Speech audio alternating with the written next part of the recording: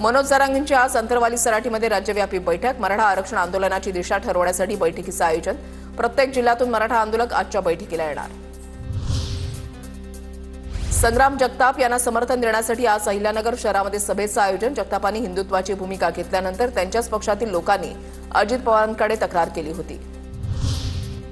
काँग्रेसचे माजी आमदार कुणाल पाटील भाजपच्या वाटेवर असल्याच्या चर्चा. वेळ आणि परिस्थिती बघून निर्णय घेणार. कार्यकर्त्यांना सोबत घेऊन आज निर्णय घेणार. कुणाल पाटलांची प्रतिक्रिया. माजी क्रिकेटर केदार जाधव यांनी घेतली अजित पवार यांची भेट. माळेगाव कारखाना निवडणुकीमध्ये अजित पवारांना विजयाच्या केदार जाधवने दिल्या शुभेच्छा. बारामतीमध्ये होणाऱ्या स्टेडियम संदर्भात केदार जाधव यांनी अजित पवारांशी संवाद साधला. अलमट्टी धरणाची उंची वाढवली तर कराड शहराला पुराचा धोका. भाजपा आमदार डॉक्टर अतुल भोसले पावसाळी अधिवेशनामध्ये प्रश्न उपस्थित करणार.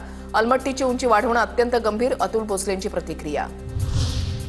मुंबई ठाणे नाशिकला येलो अलर्ट तर सिंधुदुर्ग रत्नागिरी रायगडला आज ऑरेंज अलर्ट. हवामान विभागाकडून पावसाचा अंदाज व्यक्त.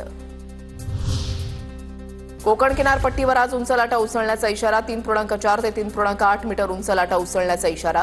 लहान होड्या समुद्रामध्ये नेऊ नयेत, मच्छीमारांना आवाहन. नाशिकच्या गंगापूर धरणातून पाण्याचा विसर्ग कमी. गोदावरी नदीला आलेला पूर देखील ओसरला. संततधार पावसामुळे धरणातून नदीपात्रामध्ये पाण्याचा विसर्ग. नाशिक शहरासह जिल्ह्याला पावसाचा ऑरेंज अलर्ट.